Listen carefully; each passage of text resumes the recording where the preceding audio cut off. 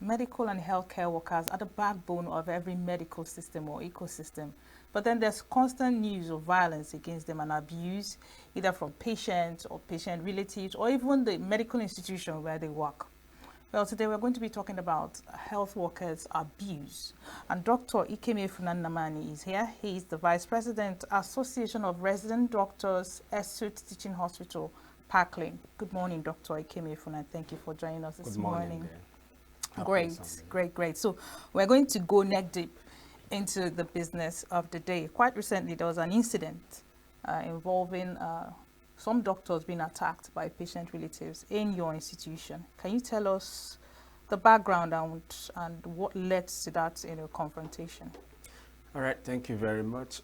Actually, it was last week. A patient who came in with gunshot injury to the abdomen. Of course, it shattered the intestines, and the team of doctors who were on the case, the surgeons, they continued to manage the patient, do their bits. In fact, imagine giving up to 5 units of blood just to make sure the patient could make it through. But unfortunately, along the line, the patient deteriorated and couldn't make it. And the very night the patient died, the family members attacked the doctors. Could you expatiate and give us a description of this attack? Okay. Were they physical attacks or verbal attacks? Oh, yeah. Unfortunately, it was physical. It was both. Okay, you see the father raising a mop stick on one of the doctors, and the sons attacked the other doctors, beating them, instilling physical injuries on them. Yes. So it's... Okay, so can we backtrack a little bit?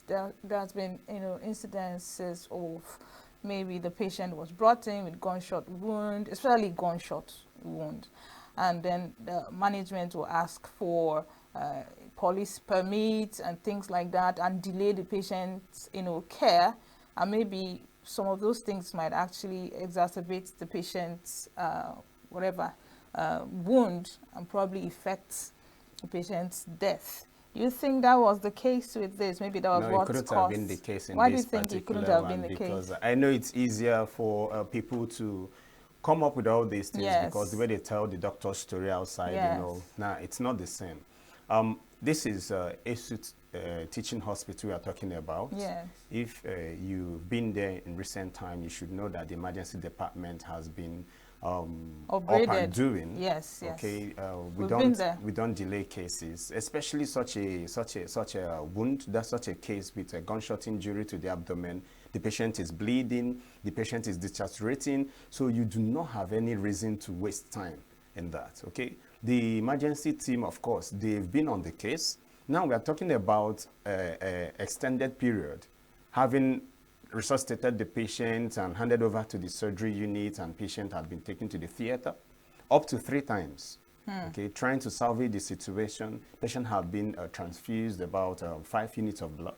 So we're not talking about delay this time. We're talking so was the patient conscious? Would you say they presented early enough, or there was delay before the patient was presented to the I don't know what you mean by early, or but I know that gunshot injury to the abdomen, there is nothing early or late. It's a critical situation. Was there a possibility where they took the patient to other places before bringing the patient to Parkland? That particular information I do not have. Okay. Yes, but it could have been. In most cases, you see people going to police station first to make case before they come to the hospital. They get delayed there.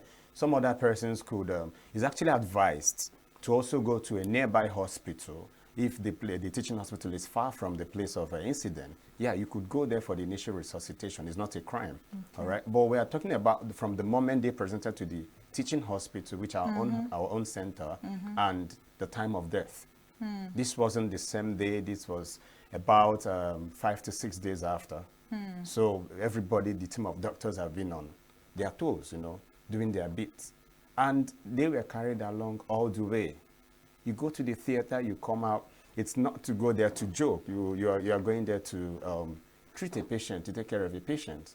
So it couldn't have been the cause. Right. Where was I understand like an institution like Parkland Hospital, ESUT Teaching Hospital should have a plethora of security, officers even if they are not, law enforcement officers, but security agents, right? Where were they when all these were playing out? We have our own internal security outfits. We also have a private security outfit. We also have the police. Right. Yes, we have armed men. Are they secret service or? No. We have police. They are playing. They are there carrying their guns. So, but it doesn't stop the incident. No, does it mean there's a gap somewhere? They're not doing their jobs. But they can't be walking around all wards. Aren't they posted to specific, wards? They can't be wards sitting. And units. They can't be sitting in the ward with their guns. But they can't be walking. If you know that there's high volatility here, because this is a theater and some people get to die, and emotional patient relatives might begin to act up. Isn't it a good place to station a security personnel? Well, it's not the way it is. This may be theoretical, but it's not really the way it is. Okay, so walk us through. We're not talking about theater or ward, because this is theater ward. Theater ward. Patient is in the ward, goes to theater, recovers, gets back to the ward. Okay, but my point is, having all these security men does not stop the intention to violate or to assault a doctor. No, it will reduce the complication, because they will be able to intervene.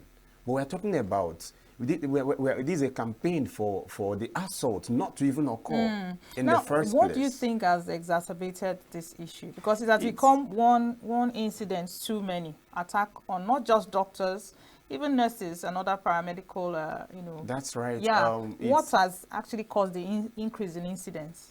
Globally, a case of assault is not a strange thing. However, it's more with health workers. Okay, it's more of a workplace assault and more in the health system. Okay, in different countries it happens. Here in Enugu, it's also not an exception. People get aggrieved. People disapprove what they see. Most times it's patient escorts or people that brought them to that place. In this case, it was patient relatives. It was their father, their brothers. Okay, so it happens. So that's the essence of this campaign, to get everybody out there know that it shouldn't be.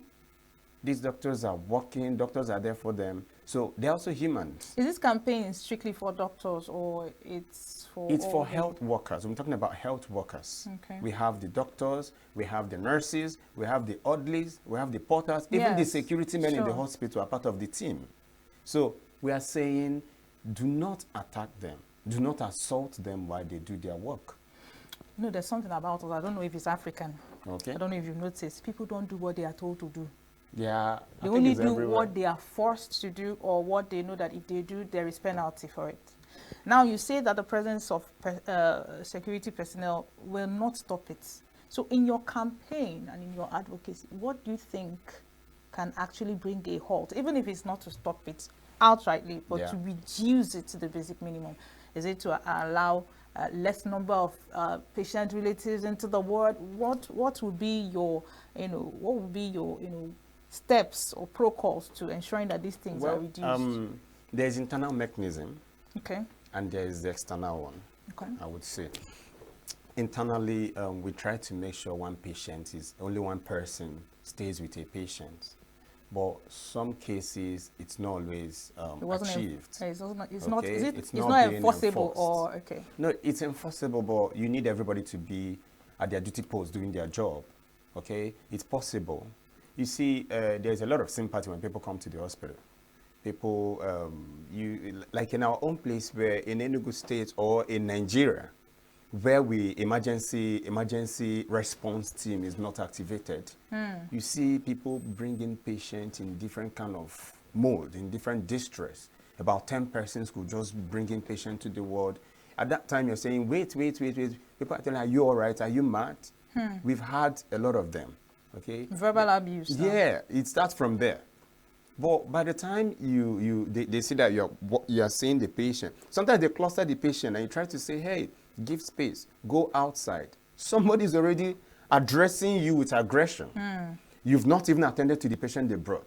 So it's a mentality thing, okay? Now, for internal mechanism, ensuring that it's just one patient, one person, one caregiver. Somebody will say, this patient is unconscious, need to be turned on the bed, so they need extra hand. These are also situations where you can say, okay, 2 persons. So that said, the security that I talked about is also important to increase security personnel. Manning them every building because of increase in assault in workplace. Yes.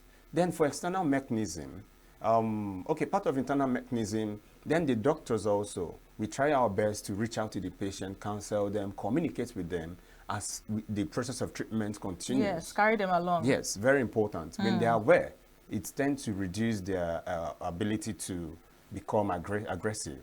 Then for external mechanism, we need, just like we are doing now, we need to lend a voice out there, talk to people, remind them that workplace violence or even assault is wrong.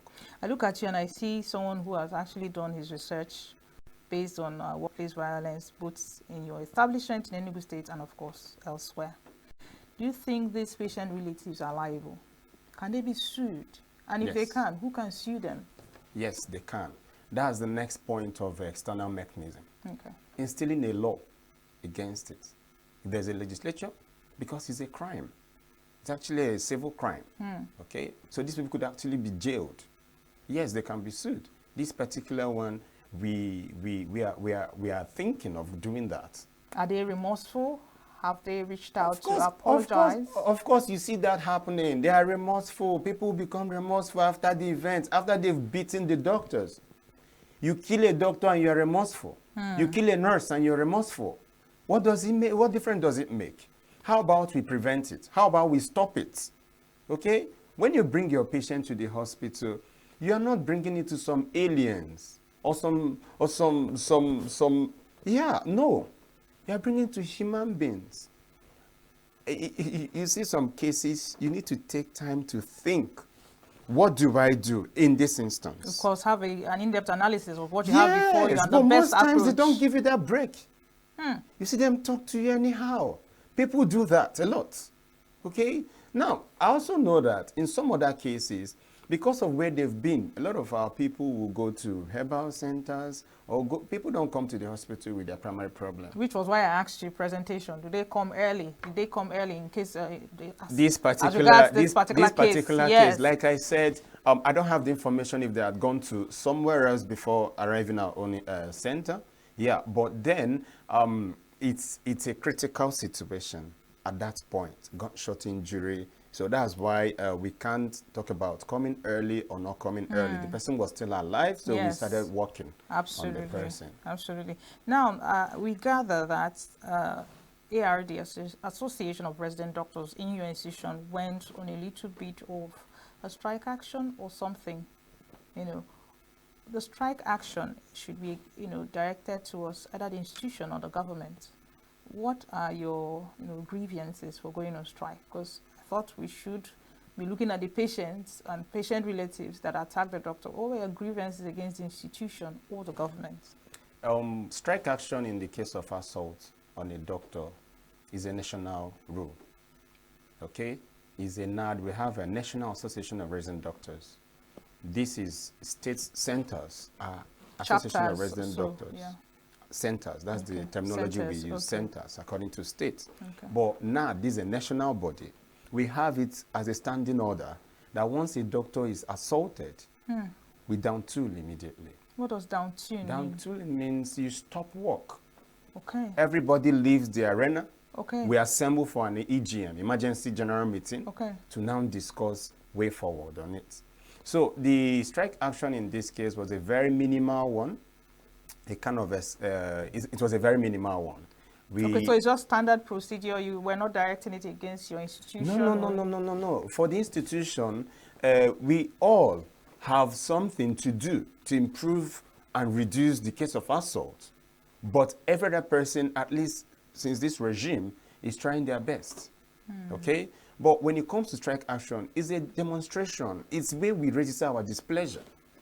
So you talk about, are we not considering patients? We're talking about patients attacking doctors, patients attacking nurses. And these are human beings and other workers. So imagine our colleague dies and we say we are considering patients. So they are putting us in a dilemma, in a situation, and it shouldn't be so. In countries where things work, people celebrate their health workers. Okay? You don't meet somebody be under duress trying to make some decision, critical decisions of life and death for the next person. Now, talking about internal mechanisms, there was a picture that just, flashed through my mind while we were talking. In Western climes, especially when we're watching films, and someone is brought in by another person into the ER, there are people who will wheel the person from the ER into the theater or wherever. And then the patient relative or whoever that brought the patient is left outside and not allowed in.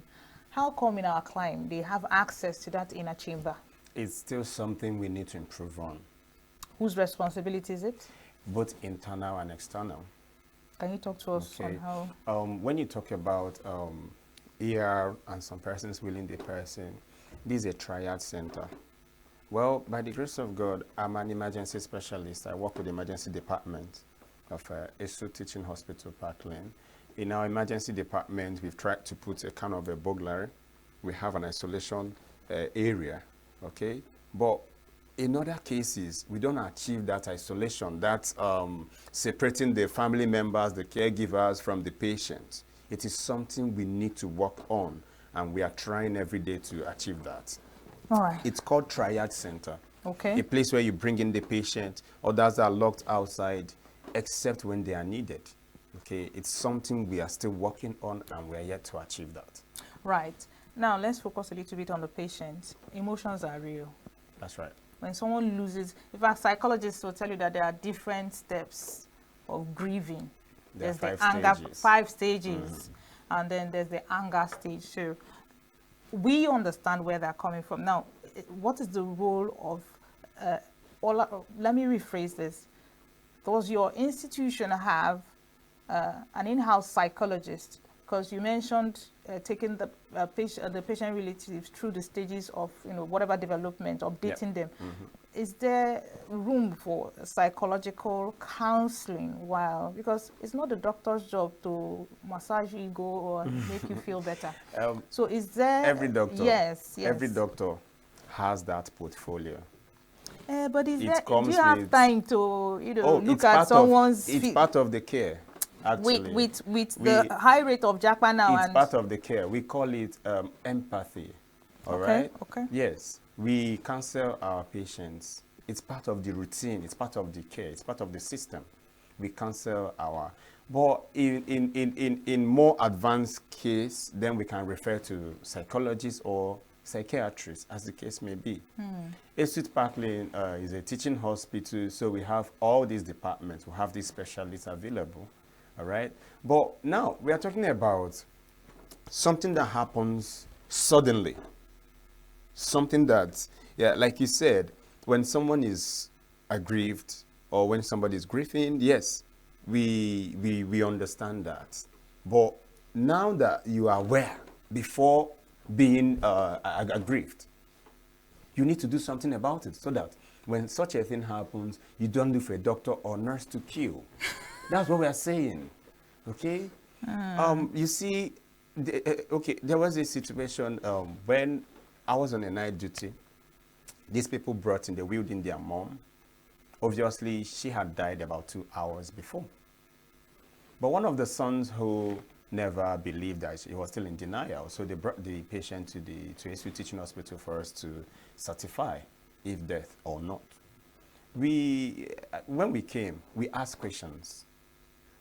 Unlike other countries, if you bring in a patient, we could wheel you through one machine to another, CT scan, MRI, try to see 1 or 2 things. But in our country, we are not that financially buoyant. You take in a patient through, you tell the patient to go to do CT scan. Some of them may sell land before they can afford that money. Some will sit there to just die because they can't afford that money. So we ask a lot of questions to try to get somewhere with our history taken before we now recommend some investigations. We start from little investigations to the bigger ones according to our findings. So they came in and we asked, what's wrong? when did the patient stop talking? These are routine questions you have to ask to ascertain a background information on the patient before you go into see the patient. And then he goes, hey, don't ask me that nonsense. Why not go and see her? I'm like, okay, calm down, we will go. You know, we went there. This guy never stopped talking aggressively. You know, how you open the door, how you look at the patient, start something, try to put in oxygen, do something, you know. So now, this is his own level of understanding because he never wanted to lose the mom. This man had died 2 hours before with rigor mortis. Oh, wow. And cold feet and all that. Okay? Oh, wow. So these are the things we are talking about. Now, at that time, it's not time to start saying, counsel the patient or calling the security or, no, this is you interfacing directly with these patient relatives. And they were violent. But at that point, can't a security agent be called in since they are present in the security man? Because when we're watching films, I always refer to films. If someone is making trouble, I'll call security. Yes. And you call security, just speed dial. Somebody will just walk in. Don't we have that kind of, even if you have to scream it, security, and somebody will come in? Well, the place of security is always there. But we're talking about the offenders, the people that initiate that assault. That's the campaign today. You're talking about patient relatives. Yes! Do not kill the doctor. Do not attack the doctors. But you know that this is an attitudinal change and it will take time. Well, I hope sometimes there can be a huge gap between knowledge and practice. That's why we're here today. That is why I'm asking, what are the punitive measures? Okay, we've talked about some of them.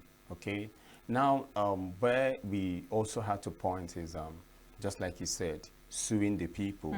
Okay, we in our country we're so religious, and religiosity brings in a lot of emotions and sympathy. Okay, how can a hospital be suing somebody who lost? But it will be a form of deterrent. Yes, but at that point, how can a hospital be suing someone who just lost somebody? You see the way it is in the society. So it's important we also let them know that you can be sued. You are going to be sued. That's why we are here. We're here today to say, please, do not kill doctors. Do not kill doctors. Do not attack nurses. Do not attack health workers because you're actually liable. Now, have you had any other abuse? Let's step away a little bit from patient relatives, from patients themselves. Oh, we have. Please, walk us through it. We have. Okay, one instance, you start from, okay, a patient came in with severe headache, dizziness, and confused. It has been happening off and on, and at a time collapsed in the office. They rushed her in. He's a civil servant, a graduate. So we're not talking about ignorance here. They rushed her in after examination and trying to ascertain one or two history, background information on the health condition. And you tell the woman, madam, are you aware you have hypertension? The woman goes, God forbid, it not is my you portion. And your family that will have hypertension. Are you for real? Yes. In fact, Professor Dean, a professor of medicine working with UNTH, had just researched this research topic that says not my portion syndrome. It is eating up into the society. It reminds me of a very funny incident. At the time of the cash crunch, this is away from what we're discussing, but as a breaker. So I went to stand on the line on the queue in front of an ATM. So I asked the lady I saw at the back of the queue, I said, excuse me, madam, are you the last on the line? He said, I can never be the last. I will be the first and not the last. And so that's the same thing playing out now. Context, where is it coming from? So we see that. So at that point, how did you react? How do you usually react? Because you're a human being with emotions. But it wasn't a strange thing to us. Okay, so at that point, you say, amen. Amen. It's not your portion. But madam, can you calm down first? Today you were rushed to the hospital. You collapsed. And yet you don't think it's your portion. How about you understand that BP? So at that point, you start counseling the patient on the patient. BP, the complications, and after that, you see them coming around. By the time they start listening, then you can talk to them on the fact that it's not a death sentence. If you manage your medications very well, if you follow up your clinical visit, these things But can you be know, it's not resolved. all health workers that have this kind of calm disposition that I see you exude. All health workers should. But not all, because there's been instances where a health worker will give it to you back to back. There's always an exception. Fire for fire. There's right? always an exception, Now, I agree. as part of your advocacy, is there any plan or any clause where health workers, because there should be ongoing trainings. That is what in-service trainings are for. That's to right. prepare, health workers psychologically, emotionally. Is it part of your advocacy? Well, yes, like I said, these are part of internal mechanism. Okay, we have our assembly where we talk to ourselves, where so every department in a teaching hospital, even in ours, we have our seminar time where we sit, we review patient cases. So this review tells you what could have transpired, why we lost this patient, what would have done that we didn't do, how we'll get it better. These are also places where we do that. Most resident doctors, a resident doctor must go for an update course and go for exams. So we continue to update ourselves. Patient deontology is part of the course. Patient-doctor's relationship, how to empathize with your patient, how to counsel your patient of their situation. We even have a topic on a course on how to break sad news to your patient. Okay, so yes, doctors go through that. I know you're a representative of doctors. After all, you're an official in ARD, but is there room for other health, especially those who are non-clinical? Yes. Is there a plan to also protect them? Because people who give out cards, who bring out folders, they too, they are also predisposed. Yeah, right. So what is the plan? Because ARD is a much stronger force than most of the associations of other healthcare workers. Is there any plan to accommodate them too? Yes, there are plans to accommodate them when it comes to assault, workplace assault, violence, and all that. For non-clinical workers, you can talk about the record keepers, the cash point workers, okay? You see, those ones, because of this kind of things you expect, they are behind a protector, always. They are behind a protector. You see them walking through a small hole. These are also internal mechanisms to protect them away from the patients. There's also time for them to go through some trainings and also have patient way to relate to a patient when it comes to discussion and counseling a patient. So yes, there is room for that. Okay, I just hope that this is not just you playing lip service, that it is actually on ground. But I couldn't. Okay, that's fine. Okay, so we have talking about patient relatives, we're talking about patients. Has there been a situation where a patient physically assaulted a health worker?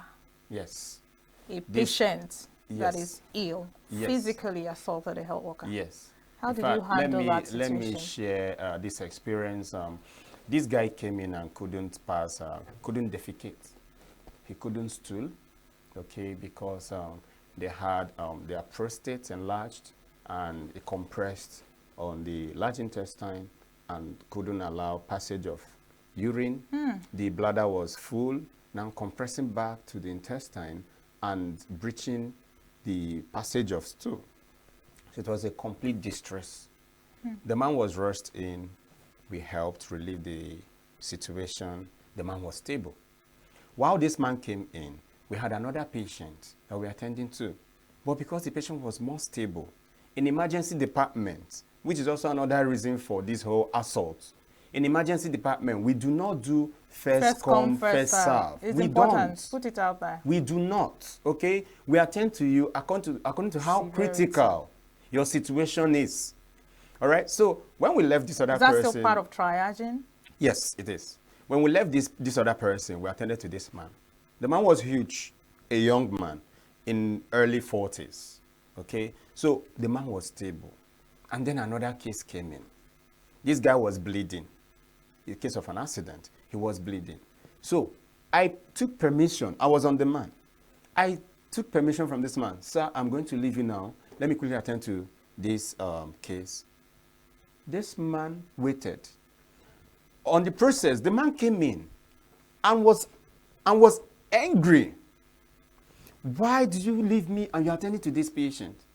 The patient who was bleeding. The patient who, no, the patient who was bleeding was one we were on. That's what I'm saying. And the man stood up, came to us, and was so angry. The one from whom you took permission. Exactly. I was so angry on why. So the nurse on duty with me now quickly told him, Oga, Obuzekwagi, when it was you, it was your time, we left another patient to see you. Can't you have human sympathy on this? He pushed the lady. He pushed the lady, and on turning to me, used the elbow to hit her. Okay? So it's real. It's real. Tell me anybody that will look at that man and not think of, this man does not deserve, you know? So is that real? Maybe you think it's disorientation from his illness? There is no disorientation. It is not a psychological problem. It is not a psychiatric problem. It is not even a neurological problem. The man was just on observation to ensure that this does not happen again. You send the man to the clinic to see the urologist. In emergency, there's a purpose for admission. If the man is relieved or resuscitated, there's nothing you're doing in emergency again. You move the patient. So there was nothing traumatic. There was nothing psychological. This was his real self. Okay, so we have So what did you do? How did you respond? But I couldn't have responded anything because I had gloves on that was bloody. I was focusing on the patient I was resuscitating. So Can you imagine this man hitting the back of my head? So this is expected. And that's why we are campaigning on this. What did the hospital do, given this man's attitude in this case? We didn't follow it up. The man was cancelled and was warned not to do such a thing. And he apologized immediately. That's why I keep telling you, they become so remorseful. Yeah, but you've killed the doctor. You've killed the nurse. And you're remorseful. Because any of this could have been worse.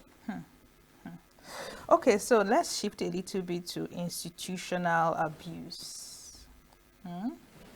Have you had cases come to your table that is strictly an abuse of a doctor from the institution, maybe from management, whatever? Well, anywhere 2 or 3 are working, there must be skirmishes and issues. To some extent, there must be complaints, there must be displeasure here and there. Okay, but when you talk about abuse, it depends on the degree of abuse, the type of abuse. Maybe someone was issued a query wrongly, or there is sexual abuse. It could happen. Sexual abuse, no. So abuse mustn't be physical. It could be sexual. It could be verbal. From the institution, maybe an guy is sitting somewhere saying, because you're not dancing to my tune, maybe you'll not pass an exam or things like that. When you say institution, health institution is unique. It's not as other institutions. In the sense that when you go to a regular institution out there, you have the organogram, you have the CEO, the manager, then the people. But in health institution, we have different departments being manned by different persons. It's a multidisciplinary, it's a multi-departmental. So we have orgas everywhere. Chiefs, and at a time, everybody is orga. Okay, so now when you talk about workplace abuse, it's possible. Okay, someone could have given a query once in a while. Somebody could have given it wrongly. Someone could have verbally abused the next person. But in civil service, that is the reason why we have due process. Have you had any of that incident come to your table? And how was it resolved? Let's get a feel of the protocol. So if someone gets any sort of abuse of that kind, the person knows what to do and who to go to. Okay, well, though we are digressing, but then in this case, one that I can remember, it was called off. The query was called off. It was called back. Okay, because how was it called back? Every orga has another orga. Okay. So by the time you channel your observation, you see that's another problem. The right channel to report your case. Yes. It's very important. Yes. No matter how you shout on the streets, nothing will happen until you've channeled your case rightly to the right person. Okay? So it was channeled, it was reported, and of course, in Esut Parkland, for instance, we have disciplinary committee. So by the time it goes there, if you go through the right channel, the person is minuted to, invited, and the disciplinary committee review the case and they follow up the finding. Okay, so let's backtrack a little bit. How has this Japa syndrome exacerbated this abuse of health workers? Think it played a role, and how exactly? Oh, yes. Yes, it's like a virus now. It plays a role in almost all issues with doctors, nurses, and all that. But now for we doctors, Japa syndrome, yes. When you go to some departments, you see that they are short-staffed. Okay, paucity of doctors could result to bulk of patient being a burden on the doctor, the remaining doctors. And everybody wants to be seen. Sure. Doctor, I've been here since morning. You haven't seen me. Doctor this, doctor that. So it's a problem. And by the time they start, it causes this, it causes bad energy. The atmosphere is not right. Somebody can come in and say, what is happening? Try to address the situation. And it already there's a problem. Patient who is sick is displeased. Doctor is stressed out. And what could be done? So Japa syndrome plays also a role in all this. Employment part of your clauses in your advocacy? For now, no. Not as if we have it all, but we have that mechanism. It had been activated, and the government actually had been doing so well on that aspect. Last year, they took in about 120 doctors, including resident doctors, consultants, and also the nurses, about 150 nurses. So, yes, they have some of them have already jackpot. Yes. So now, by the way, jackpot is now an official English. It's a verb. It's now a verb. Do you want to jackpot? I am jackpot. I'm a jackpot. So yes, it's not necessarily part of the campaign here, but yes, it's also a challenge, and we've been working on it. Okay, so by your assessments and based off of your experience working in a government health institution, which of these kinds of abuse would you say is more prevalent? Abuse from patients directly, abuse from patient relatives, abuse from maybe staff, the institution, policies of the institution? Scratch that. I'll get to that question. Now, there's a recent policy that's been enforced ever since this administration came into power, which is the clock in, clock out mechanism. Now, I gather doctors don't clock in and clock out. Now, how has that been possible, given the fact that everybody, every civil servant, whether you're in the health, wherever, they clock in and they clock out, but doctors don't, right? You think it's an infringement on your rights as a doctor, which, got you guys to make a particular stance? Just tell us the story around it. Wow. Well, clock in, clock out couldn't have been an infringement. Okay, if it's a mechanism an employer wants to use to ensure that his or her workers are coming to work and doing their job, it shouldn't be seen as an infringement. But then you remember I told you that health institution is a very unique institution. It's different from the regular institution. Clock in, clock out, most other staff members could be doing that because they come to work in the morning and they have to go by 2, 3, 4, 5, as the case may be, the nature of their work. But with doctors, it couldn't have worked. How so? If a doctor is in the clinic, you say clock in, clock out. And let's say a doctor is supposed to go by 4 p.m. and we clock out. Do I leave the remaining patients? If I leave the remaining patients, how will it be? How will it be seen? Okay? If I'm seeing that patient, having clocked out, am I doing extra work? Are you being paid for doing extra work? Am I doing extra work? Okay. I don't know about payment now. Okay. Is it an extra work? Is this still part of the work? Having clocked out. Doctors don't do shifts. We do calls. A doctor can be on call for 48 hours. In fact, during the time of this paucity, when it was really telling on us, doctor could be on call for 5 days, straight 5 days. So what does that mean, to be on call for 5 days? To be in the hospital, to be treating a patient. In the morning, afternoon, the night for 5 days. Then you continue again for 5 days. Yes. That's when we talk about JAPA syndrome and we talk about unemployment and we talk about paucity of doctors. These are the key things we are pointing at. Okay? Now, when you say clock in, we have a case, we move the case in the theater. For instance, this index case. Gunshot injury to the abdomen, extensive wounds and injury, okay? You move to the theater. You are supposed to clock in the morning, to clock out by 4 p.m. And you're in the theater, and you are nowhere done with the case. Do you clock out by 4?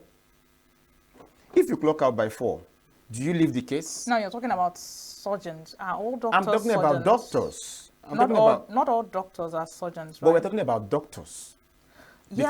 Because but doctors could also be those in the family medicine department. Family medicine department, right? Yes. Not all doctors are surgeons. At least I know that much. Not all doctors go into the theater. Yes. Yes. So now we are agreeing that it wouldn't work for the surgeons, right? It wouldn't work for. We also agree that it wouldn't work for the gynecologists.